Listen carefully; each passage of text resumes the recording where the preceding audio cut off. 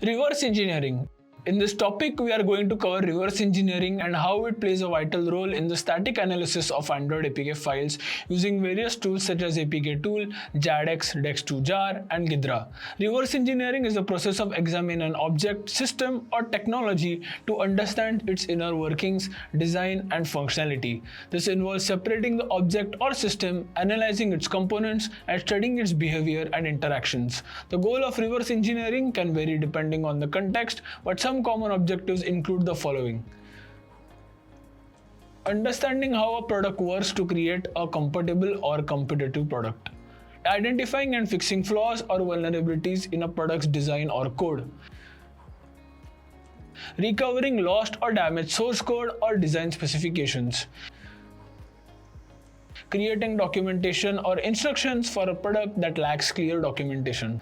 Now let's understand reverse engineering for Android applications. Reverse engineering for Android applications refer to the process of analyzing the compiled code of an Android app to understand its structure, behavior, and functionality. There can be various reasons for the same, such as security testing. Reverse engineering can be used to identify vulnerabilities or weaknesses in an app's code, which can help developers improve the security of their application. App modification. Reverse engineering can modify an app's behavior or remove unwanted features such as ads or tracking.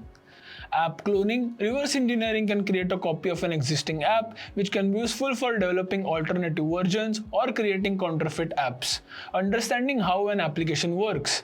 Reverse engineering can be used to gain insight into how an app works, which can be useful for app developers who want to create similar apps or for researchers who want to study the behavior of apps.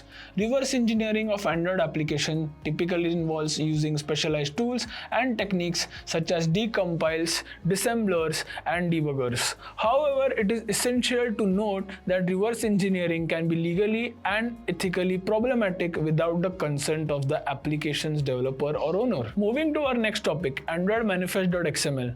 The Android manifest.xml file is an important configuration file in Android applications that provides essential information about the app to the Android system. It is located in the root directory of an Android project and is required for all Android applications.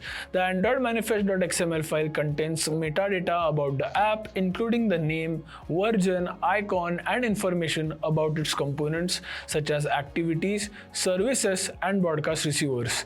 It also specifies the app's permissions required for accessing sensitive system resources like the camera, contacts, or location services. We will now look at some of the key elements of the Android manifest.xml file. Package name. The package attribute specifies the unique identifier for the app, distinguishing it from the other apps installed on the device. Activities. The activity element defines the user interface screens of the app, including their layout and behavior. Services. The service element defines background services that can run independently of the app's UI, such as media players or location tracking services. Broadcast receivers. The receiver element defines components that can respond to system-wide events such as incoming calls or low battery percentage. Permissions. The user's permission element specifies the permissions required by the app to access certain system resources such as the camera, contacts, or network. APK signature. APK signature is a digital signature applied to Android app packages to ensure authenticity and integrity. The APK signature is used to verify that an APK file was signed by the original developer and has not been tampered with or modified. APK signatures are based on public key cryptography and typically use the RSA or ECDSA algorithm. Creating an APK signature involves generating a private public key pair with the private key used to sign the APK and the publicly included in the APK signature file. When an Android device installs an app, it checks the APK signature to ensure that it is valid and matches the signature of the app's developer. If the APK signature is invalid or does not match, the Android device will prevent the app from being installed or run, as it may indicate that the app has been tampered with or is not trustworthy. APK signatures are an essential security measure in the Android ecosystem. It helps prevent the distribution of malicious or tampered apps and ensure that users can trust the app they download and install.